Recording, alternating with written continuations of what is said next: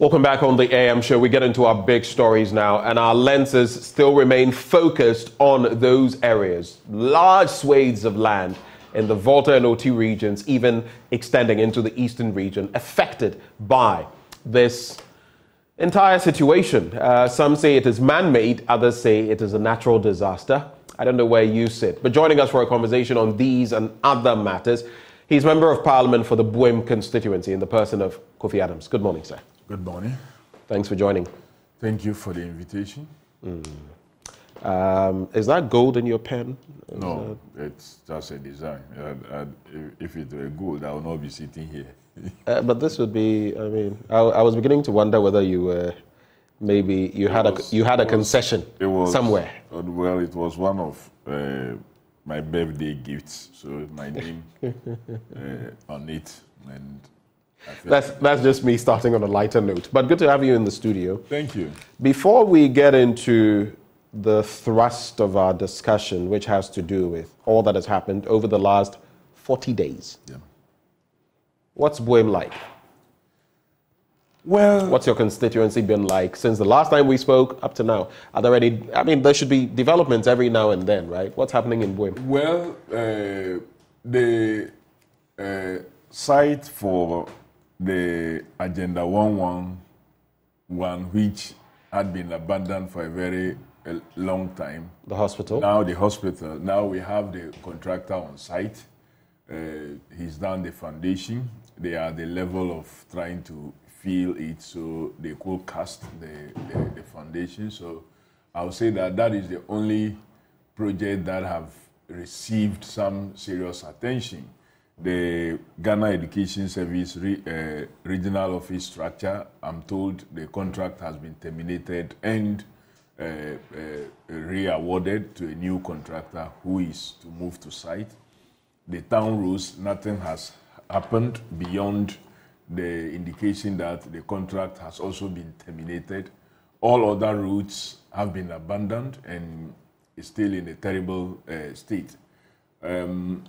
I heard yesterday the chairman of the cocoa board indicate that the cocoa board will no longer award any cocoa rows again. I don't know whether that will include places that they have awarded, level of work done, and the contracts terminated now. Whether they would go ahead and re-award, or it means that we should forget about anything from cocoa board and begin to chase other institutions. So Buem has seen a lot of difficulties and challenges in terms of our roads. Otherwise, it's a peaceful place, calm, beautiful, with mountains that you love to spend time there. Many persons who visit us either for one social activity or the other wish that they never leave. Buem is a place that if you have not been there, you get there once and you want to come again.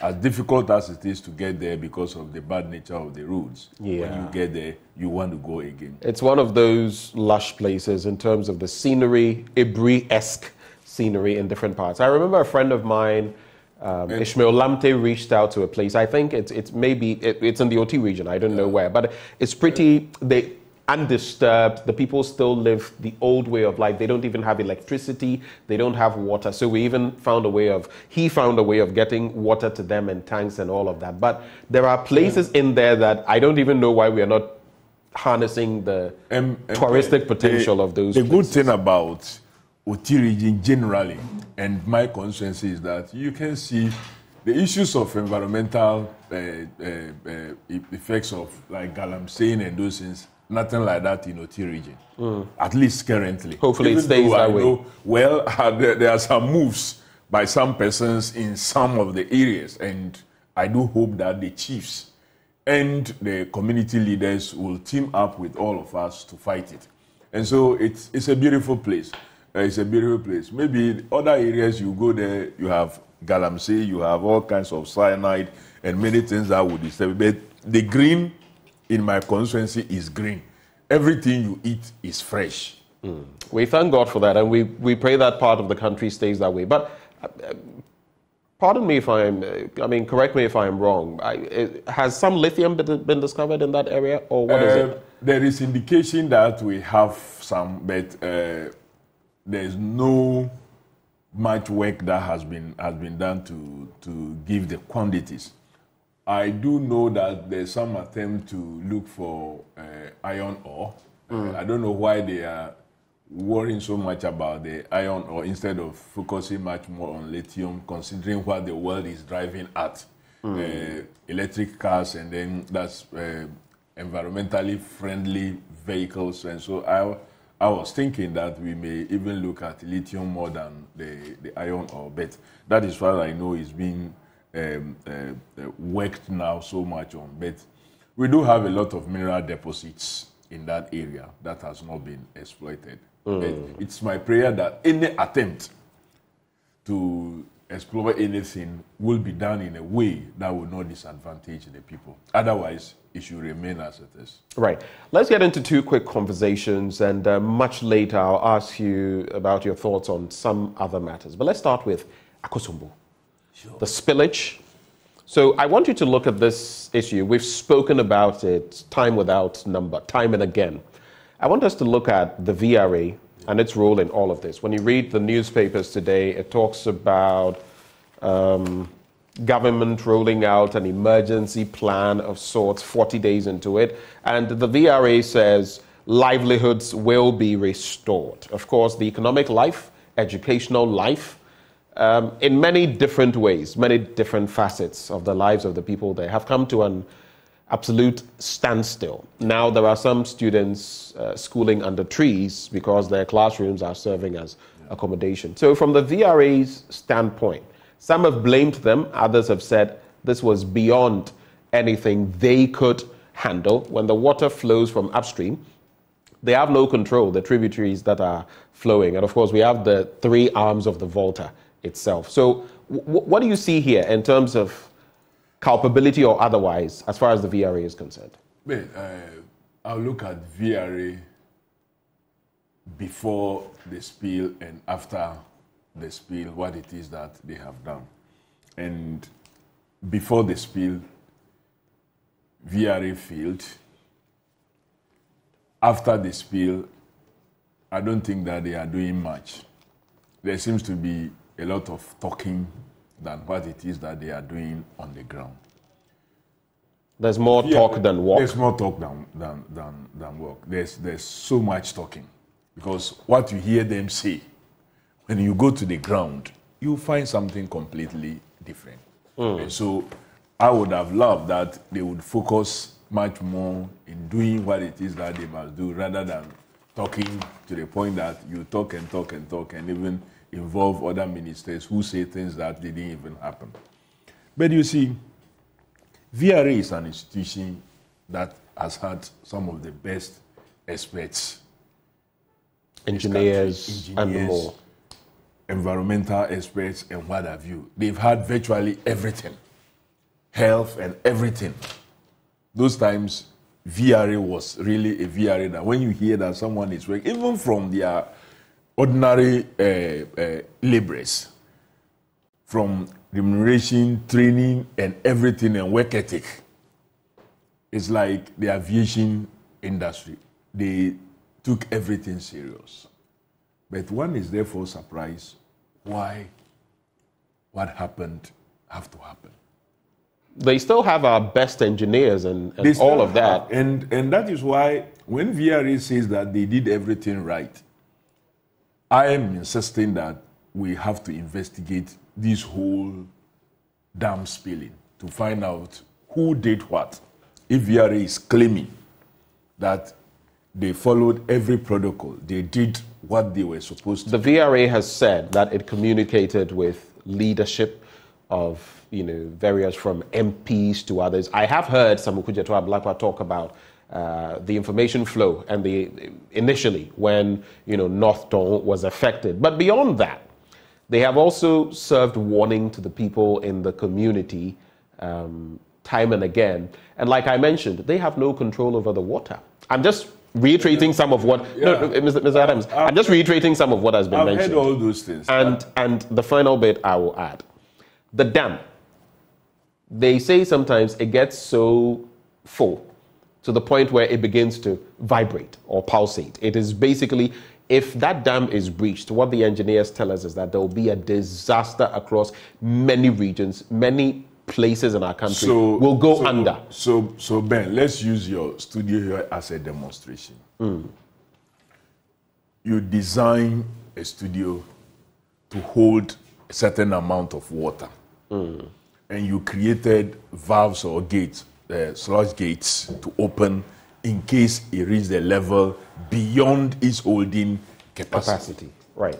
And at the time you design those gates to release the water when it gets to the level that you think is beyond its holding capacity or it's almost there, you had no habitation beyond the dam. The level of habitation is very minimal. Now you've had instances where VRA itself, together with other structures, have given away lands for all kinds of developments. Even they, as VRA, they have given away lands for hotel industries, for all kinds of things have happened. Communities, new communities have actually also emerged. So what do? Do you wait for your water level to reach such a level that you need to open many gates at the same time? No. That's why people said VRA has the capacity. Indeed, the country has the capacity. Our universities have the capacity. The oceanography departments and all those things, those who are studying rivers and studying the oceans and studying everything, they have the capacity to calculate the amount of rainfall that is being collected by the rivers that feed the Akosombo Dam. So two things. They do not control the cubic meters of water that come rushing. And the other bit. I'm just situating the conversation. Last year, they predicted that this would happen. It didn't happen. Weather patterns have become very unpredictable. I'm saying that the water, it wasn't flood waters that collected at the dam. That you went to sleep and the next morning it rained and then water collected. Or some dam broke some few meters from the Akosombo Dam and filled up the dam. The water that filled that dam came from the spilling from Bagri Dam, from the white volta, the red volta. The black volta, very little maybe water would have come from there because of the Bui dam. Because the Bui is not even full to the point of spilling so much. So very little water would have been contributed by the black volta. Then you have the Oti River that also feeds and other tributaries that feed to the dam. It took days, if not weeks or months, for this water to flow from where it came from into the dam. And that is why I'm saying it is possible.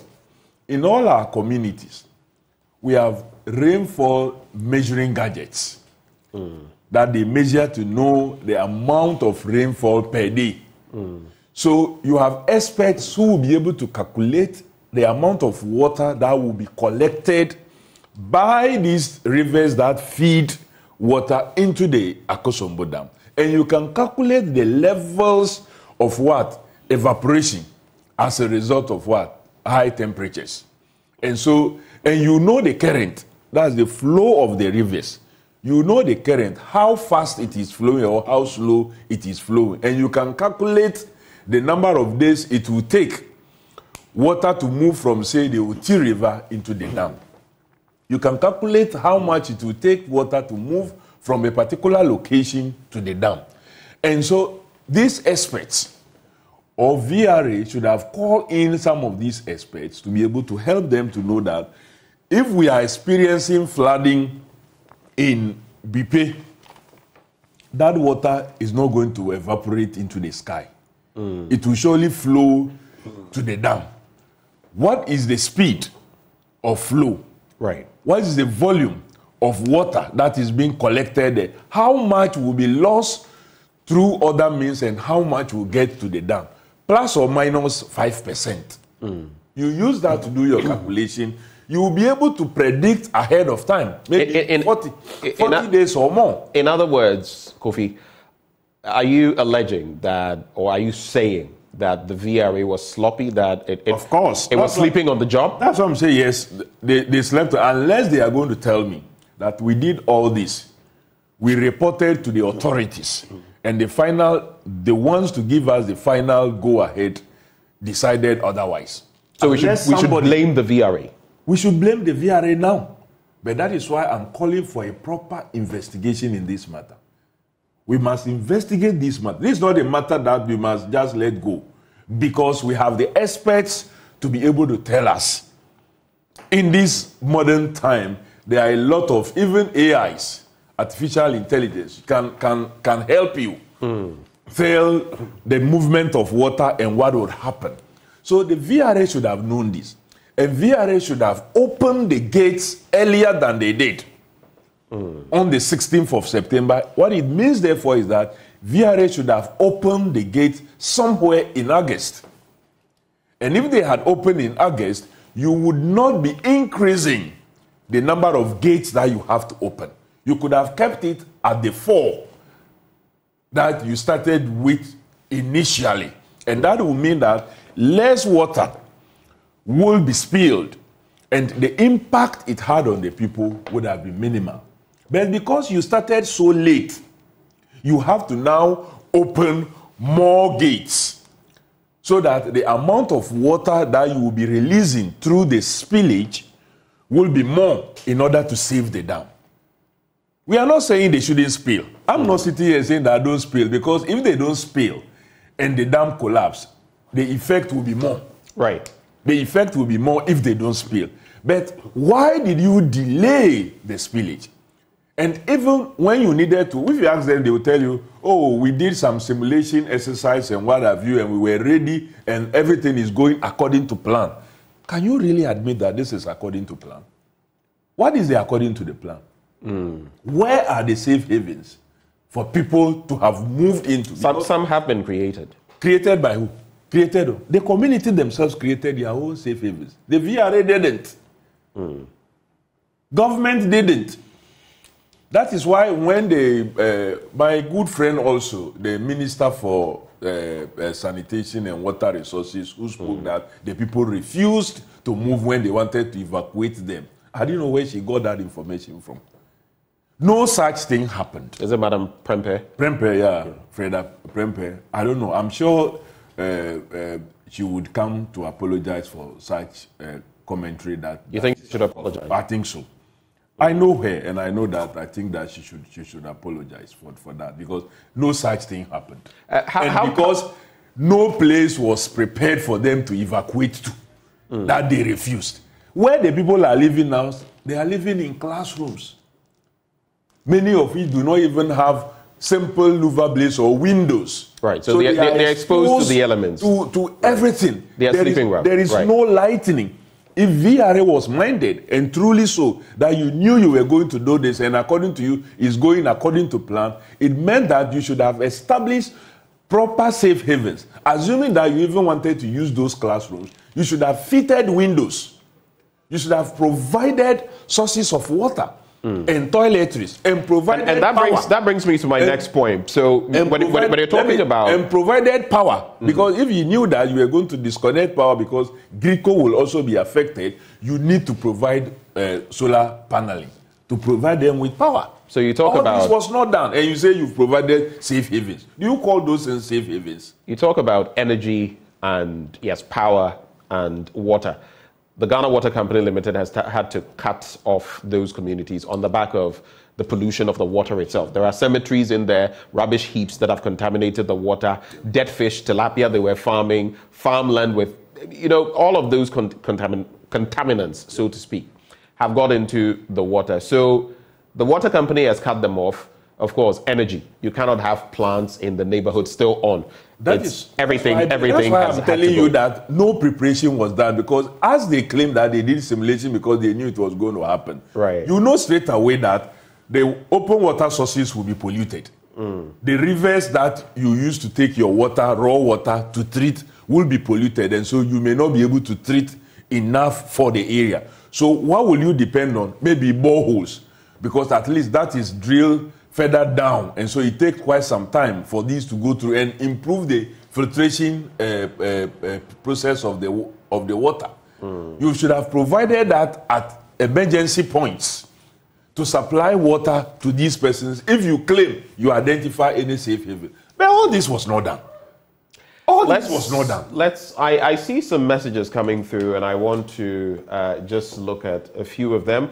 I often see some messages from a certain Kwame Sapong who often has very curious thoughts. You say you're suggesting that Kofi Adams may not be abreast of. I cannot read exactly what you've written because it's not exactly palatable.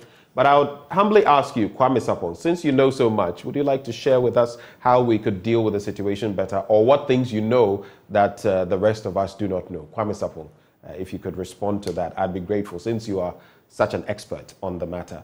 Then there was a question, in fact, a statement that came in about, yes, Afolabi Martin says, "Hi Ben, I'm watching you live. Kudos to your team. Can the VRA be sued?" Well, that is something that, an avenue, a legal route that we often do not take in this country.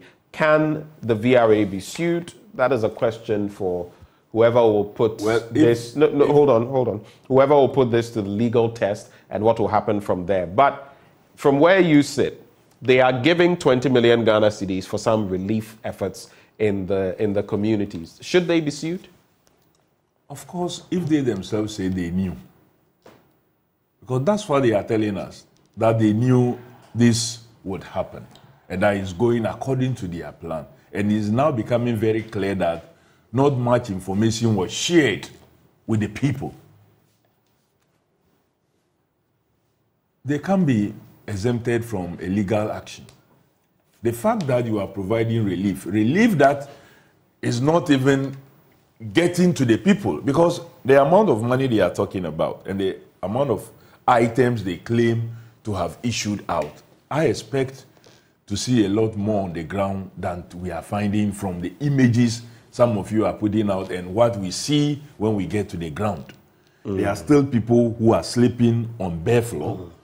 Sometimes, just if you are lucky to have a cloth on the floor there, you sleep like that. And so this should not continue many days after the spill. If you claim that you have released so much, considering even the amount of support that individuals and companies, private individuals and private companies have done in that area, if truly the money they claim they have released is being utilized properly, we should not be seeing the kind of things that we are seeing. So what it means also is that even the relief process itself is also being poorly managed and not reaching those who need it the most as quickly as it should. And I think that they should improve their processes. Right. Some may ask that what should happen after.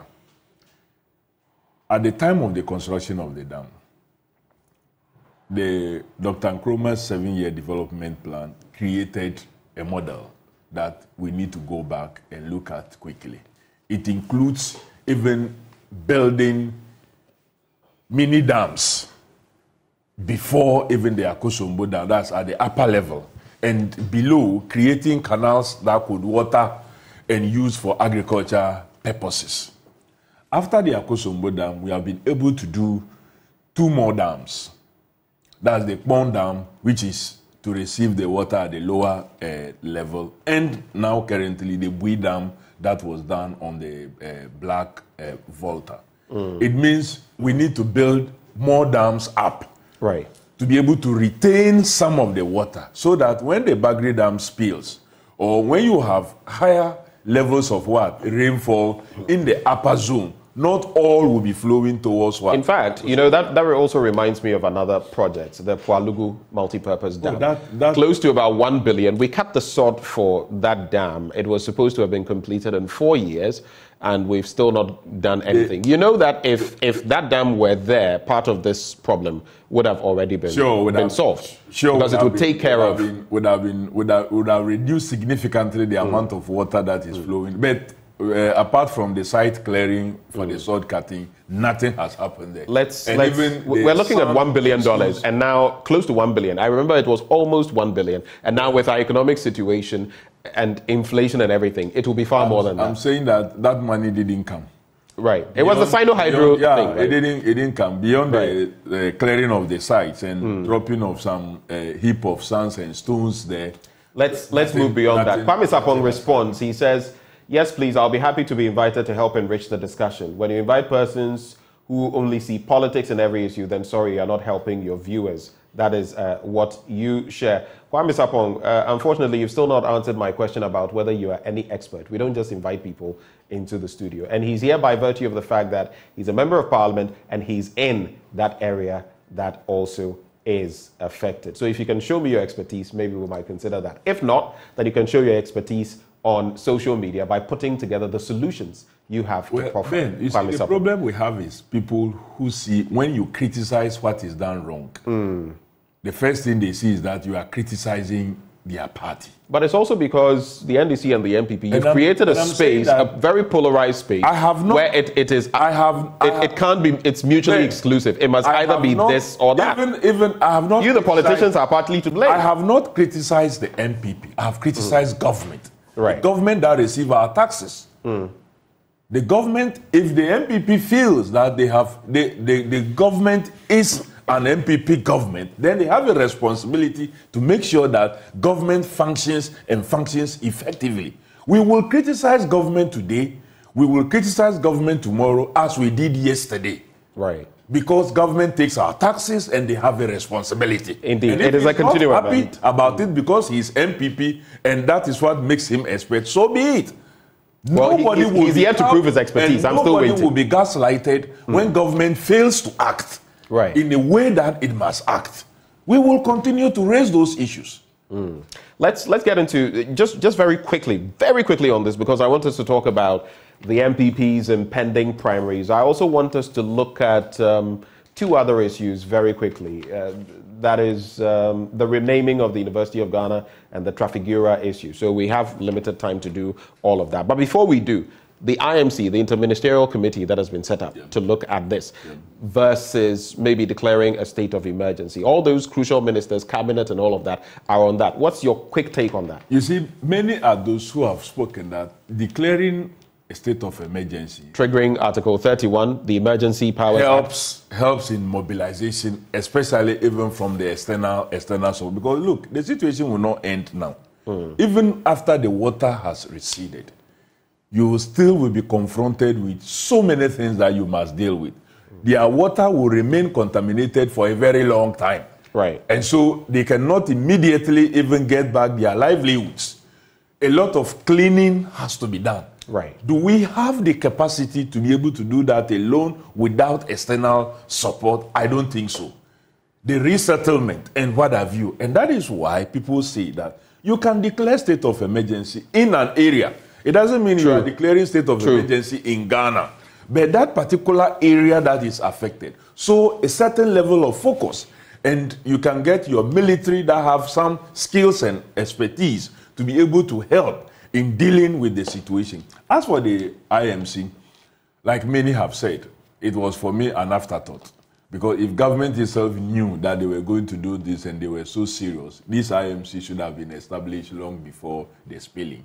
So they would have helped in even identifying safe havens and putting them in place, putting them in order. All right. Thanks. It's an afterthought. That is why very critical ministries that should be in there were not even added, like Ministry of Health, which is very critical because it's a health issue. Now there's a health crisis. It's not in there. The education minister who visited yesterday, and I think that his engagement was good, and I hope that he acts according to the promises that he should have also been in there, and so on and so forth. Even the women's and children minister, because a lot of women and the rest and children have been affected, I believe that should have been in there. Let's talk the MPP's primaries. November the 4th is D-Day, and they're going to choose a candidate to be flag bearer of that party. In recent times, I've heard pot shots thrown at your flag bearer, John Dramani Mahama, in respect of his not even being able to select a running mate as of now, and that your party has nothing to offer. But ahead of their primaries, What do you see? What's the writing on the wall from where you sit? Ben, first and foremost, we are not late in selecting a running mate. You only need a running mate when you are going to file your documents with the Electoral Commission. If we're going to file our documents with the Electoral Commission and we do not have a running mate, then you will be worried that you don't have a running mate whilst readying yourself to go and file documents with the Electoral Commission, which is constitutionally something that must be part of the documents that you are filing. We are more than ready for an election. Our flag bearer has been speaking to issues and policies. He has stated clearly what his views are and what he thinks must be done to turn Ghana around, including a 24-hour economy, where there will be about 3 shifts that will work all through. So you don't have time that this is sleeping time and therefore no action will be happening. You see, the world is not sleeping and waking up at the same time. The world is sleeping and waking up at different times. So when you run a 24-hour economy, you are able to interface and deal with the world at all times. You travel to one part of the world and it is day when it is night here. So when you have that happening, the country will benefit, more employment opportunities will be created. The $10 billion big push that our leader has talked about are all areas. This is what people should be focusing their minds on, not who partners him. Because we know he has the capacity to be able to do what must be done, even assuming without admitting, without a running mate or without a vice president. It's so clear that the MPP have a fixed elections, because that is what the other aspirants are saying. I have heard Adai Nimo speak that the processes are not fair. I've heard Kennedy Ajapong also complain. I've heard Koto Free also complain. So clearly only one person is not complaining, because the arrangements have been done in such a way that it favors him, the system. Which person is this? That's the vice president, Dr. Mahmoud Bawumia. Why do you say that? Well, he's the one all the others are accusing. I'm not contesting. I'm not going around campaigning. So by virtue of the fact that his own party members are pointing fingers at him. And one of the significant aspirants who stepped out and subsequently left the party to form his own movement also raised same issues. So it means that everybody is saying that the whole system is fixed for one particular person, for a certain agenda to continue. Of course, we know that... What agenda could that be? Well, they know what it is that they have said. But you are mentioning agenda. He who alleges must prove. And I'm saying that they are giving the indications that they have fixed the system for one that is so weak. You have heard Professor Frimpong Boateng that the vice president is the weakest of all persons who have put themselves out, because he said many things that he has not done and others that have turned out to be the opposite. He has talked about the issues of economy. This is somebody that was presented as an economic wizkid who is coming to solve all. So I get the point you're making. You're not allowing me to I think where you are going has it's a horse that has been flogged, and I was just about to corroborate. Allow me to flog. I was just about to corroborate and say that even members on his side. Yeah. Some people have said that he comes with too much political baggage. That's what you mean, right? So much baggage. And someone whose promises cannot be taken serious. Look, this is someone who went to Dag Heward Mills's church and said he didn't understand why we don't construct concrete roads in 2017. And that is what their government is coming to do. Till now, they haven't even constructed a kilometer of concrete roads. Even the few ones that are there, we have to use soil to even maintain them. Look at what is the state of motorway now. So this is someone who promises and then it is the opposite that happens. So, of course, if that is what they want, because they want some cover-ups, they are looking for someone to continue the agenda to cover up, so be it. The Ghanaians will not accept that. They can elect someone to carry on with cover-up for their party, but Ghanaians will not accept that. Okay. So I wish them well. You wish them well. 2 comments that have come in on the back of the previous conversation on the spillage of the Akosombo Dam. Gideon Degba says, I'm not sure the MP has made any political remarks about the issues being discussed. I believe in reference to what Kwame Sapong brought to bear. But Engineer Abdullahi Mahama, with whom I have interacted on some of these matters, sends this message. He says, please tell Kofi that the VRA can give land, but they don't issue permits. The zonal status isn't determined by the VRA, but the physical planning officers of the assembly. It is not as simple as he sees it. What's your reaction? If you give land for such purposes and subsequently they are granted permit, you are endangering your services and your work. I would have thought that straight away if VRA, I don't think that EPA or the assemblies on their own will just go ahead and give permit without engaging VRA. If VRA had insisted that allowing these structures to erupt in the areas that they have will cause a problem to us, to our work, I don't think that the EPA will go ahead and grant permits, or the local government authorities will go ahead and grant permits. Unless they are telling me that they are granting those permits without engaging VRA. If that is the case, then it's bad.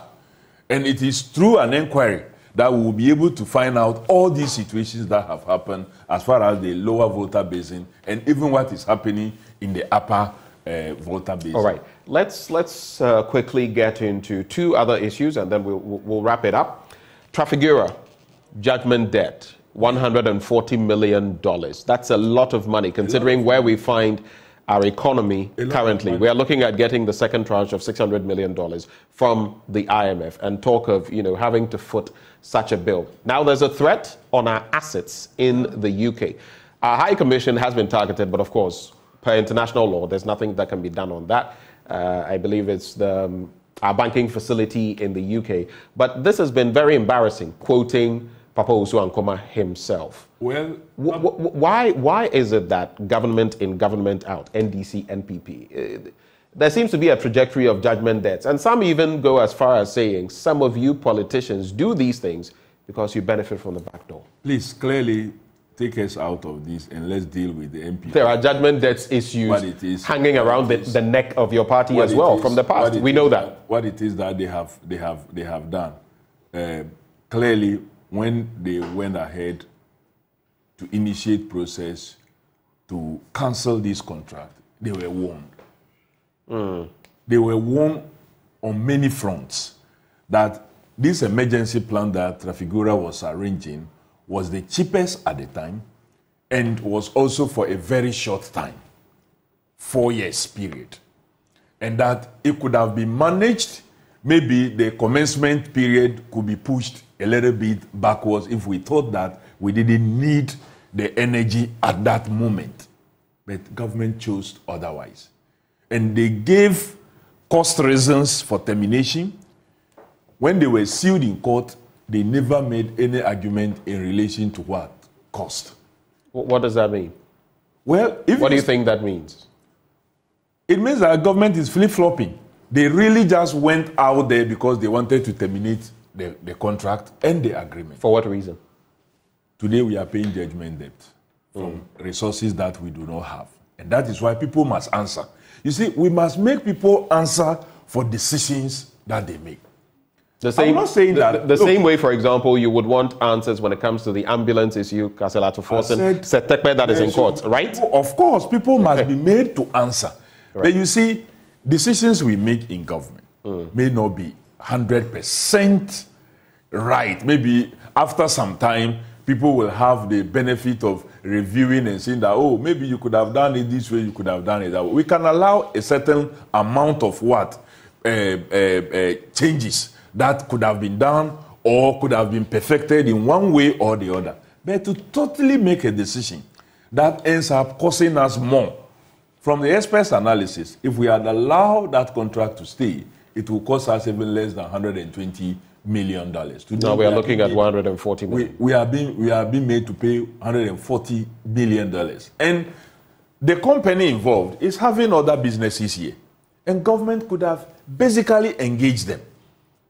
This whole idea about we have arrived, we have a right, whether they like it or not, we must change everything, can't help. And that is where I always give NDC the plus. When it comes to continuity of projects and programs, the NDC scores high. And that is why some of you sit and aid them when they begin to ask, oh, what is your policies? What are your programs? You are only good at continuing. Governance is about continuing and making it better. All right. That is why we pick things that they start which are not in good shape, and we make sure that we perfect them. President Kufuor started National Youth Employment Program, amorphous, no law backing it and the rest. We came, we perfected it. And now today we have Youth Employment Authority with law backing it and everything. Many other activities that they started, we didn't throw them away. The same way I throw them away. The same way I believe you're going to continue with free SHS, right? Of course. Right. Nobody said free SHS is bad. All we say is that let's review it and do it in a way that will benefit all. And now today they have come back to our point. Let's talking about a review. Let's conclude on this point. Renaming the University of Ghana. Recently we've heard the Vice Chancellor speak. And of course, prior to that, quite a while ago, Mr. President spoke about renaming it after Dr. J.B. Dankwa. Quick thoughts on that, and it's a wrap. You see, what is so wrong with our country that we have leadership that is all interested in naming things that will not add anything, that will not bring about any change. Instead of talking about helping the universities. Maybe the renaming will bring more investment. How is it going to bring more investment? Into the institution. From Chebi or from where? Well, you never know. It's going to bring from Chebi or where? That they have not brought. Well, someone said they claimed that it was the man who recommended the name Ghana.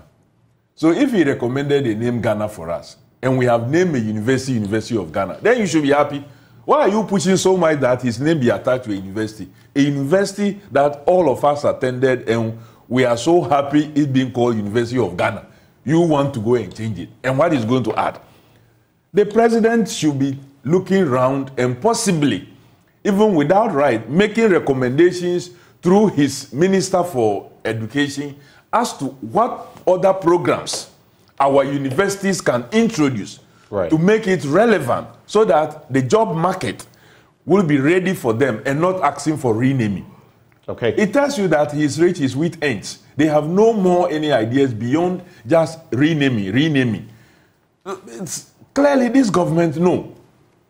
You have your predecessor build hospitals. You come and you decide to go and take money to build a cathedral. Those hospitals that were built by your predecessor, you go back trying to recommission them. Hospitals that have been commissioned, for example, the Rich Hospital, you have to recommission something that have been commissioned. He says he's giving us 111 hospitals now, district, regional, and you've been talking about the one in your constituency, right? You've been talking about the one. Those that they promise us that they will finish them in 2 years. Haven't the 2 years passed already? Which of them has? But they've mentioned that before the end of 2024, they would have completed them. No, but I'm telling you what the current. They told you 2 years. The current schedule is. But who says that before the end of 2024 they will finish the 111? But they've kept reiterating that they would. It's a 419 agenda. I see. If it has to take a disaster for you to realize that we needed hospitals, when the previous government was already building hospitals without a disaster, it should tell you the kind of people we elected to lead us. Kofi Adams, thank you for having breakfast with us this morning. Kofi Adams is a member of parliament for Boem, and he joined us for this conversation. Of course, we've been talking about everything between the Akosombo Dam spillage, and we've also looked at the MPP primaries, the Trafigura issue, $140 million at stake, that judgment debt, and of course renaming the University of Ghana. But Ben, you have something? Yes, the attention has been so much on the lower Volta basin because they have been impacted as a result of the spill, which is man-made. We caused it. We spilled. But then the upper Volta basin and communities around the tributaries like Oti are equally suffering. And you have the Karachi West, the Karachi East District, the Karachi Nchumuru, the Biakoyes, even the Nkwanta North and Nkwanta South are suffering. I heard Nadmo was in Pru East to make some donation. Sene East, Sene West, Afram Plains North and South are all also suffering from the flooding of the Akosombo Dam. And we must extend a helping hand to all these areas also. Since you had to interject, let me just bring this in. Startup Hub Ghana says, the way the MP is talking with energy, I believe he can channel that as well to lobbying for his constituency roads that are in a deplorable state. We've lobbied and lobbied and lobbied. I just told you, those roads were awarded on contract under the NDC administration. This government came and stopped them. It's not like roads have not been awarded. They were awarded on contract. The contractors were on site working. They came and stopped them. I have engaged the Minister for Roads and Highways. Promises have been made. He came to Parliament, said before the end of 2022, we were going to see contractors back on the roads. 2023 is ending and nothing is happening. Unfortunately, instead of some of the MPP party persons within my constituency teaming up with me, so we will take on the minister and government. They will be asking you, the MP, what have you done about the roads, as if you hold a budget to be able to construct roads. Yours is to talk, yours is to raise it, and I have done so, but the government have turned blind. Lobbying is what happens from your end. Thank you very much, Kofi Adams. He's Member of Parliament for Buem. Do stay with us on the AM show. We still have a lot more stories coming your way. Up next.